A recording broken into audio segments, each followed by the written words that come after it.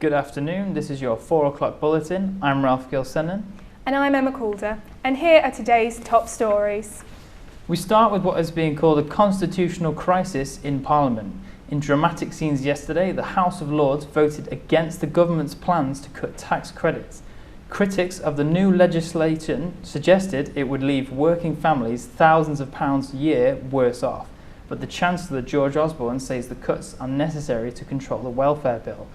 I'm joined by University of Lincoln lecturer Jeff Adams, who teaches politics to journalism students. So what's the vote in the House of Lords? Why is it so controversial?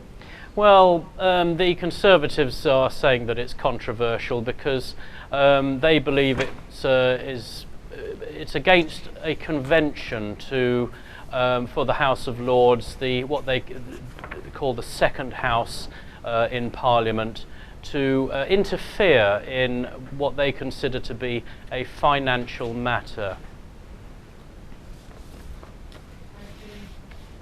Many people are calling this a constitutional crisis. Is that true? I don't believe it's a constitutional crisis, no. The House of Lords is perfectly entitled to have a view and to vote on these matters. It is, after all, the second house in Parliament. It's there for a purpose. If they can't vote for or even discuss these matters that come from the House of Commons, what are they there for? So, and the very fact that it's not against the rules, so to speak, for the House of Lords to comment on a matter such as this, on tax credits, on something that will be very hard on working families, a large decrease in their income. What are they there for? And technically, I don't believe there is a constitutional issue here. It is a matter of convention. Thank you very much. Thank you.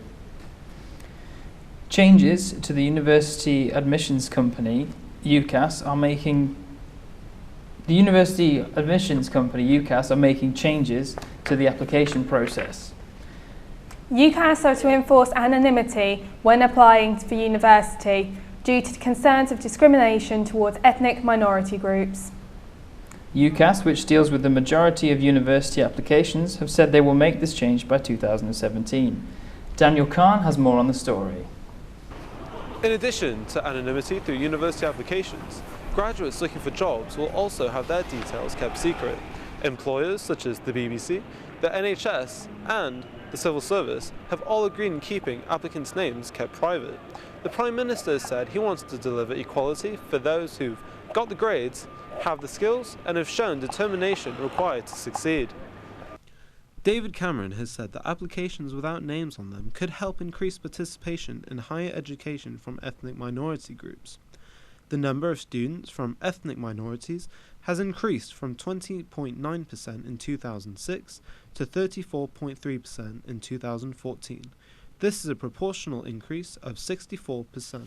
I think it's unfair. I don't think it should be based on it at all. It should be based on the actual person's ability to go for that job, really, shouldn't it? It's biased on no criteria whatsoever, so morally it's not right, employability it's not right, productivity it's not right. Your name doesn't affect who you are. Your name shouldn't affect your job opportunities. I can see how someone's email address, perchance, if you're Pixie Princess or something like that, I think that could probably affect your job opportunities because it's not very professional. But the new changes will come into play in 2017 with the hope that the new system will better reflect our diverse community here in Lincoln and nationwide. Daniel Kahn, LSJ News. An increase in passengers has meant that Stagecoach have had to extend bus routes. Lincoln residents are unsure about the new changes of bus routes throughout Lincoln. Lincoln businessman David Rossington is putting £1 million into a proposed new restaurant on the Brayford. This investment is needed for the Brayford Pool to prosper and grow. The new establishment is being fronted by the investors in Lincoln who led the charge for the arrival of Wagamama's, and this restaurant will also be of a similar design. Two organisations involved, investors in Lincoln and the Brayford Trust. Both run by volunteers, no profit at all with any of them, all for the betterment of Lincoln. Now the Brayford itself suffers from silting up. It's actually quite shallow in places and it needs about £500,000 spending on it in order to get all that silt out and also to renew some of the moorings which are fairly derelict in places. To get that money we decided to try and build a restaurant.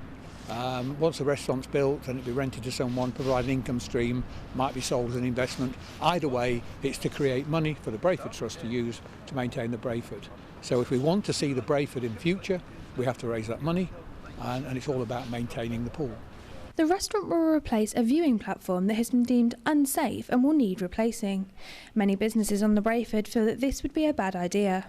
The construction here on the Brayford on weekdays, it doesn't make too much impact, but on the weekends when people they came to see the beautiful view of the Brayford and walk around with kids, childs, I think it's going to be not safe and it's going to cut the views obviously for the students who live here, for our customers and for all the people they walk. Over a dozen people have signed a petition to oppose plans for a new £1 million two-storey restaurant on the Brayford Wharf North. The restaurant will replace the viewing platform behind me, which has been closed in the last year due to safety concerns. If plans go ahead, investors in Lincoln hope that the restaurant will be open within the year. Our apologies for that. That was Lauren Mulcahy reporting from the Brayford. Lincoln Castle have started Halloween early this year by taking young children on the Dungeons and Dark Holes tour. The 2-hour-long tour, which will run for the next 3 days, gives kids who are on their school holidays the chance to learn more about the castle's dungeon history, while having fun at the same time. The castle's learning manager Sally Bleasdale says it will give much needed respite for parents over the half term. Parents always like to find something extra to do, don't they? So this is a chance to leave your children with us for 2 hours, so you can go to the cafe,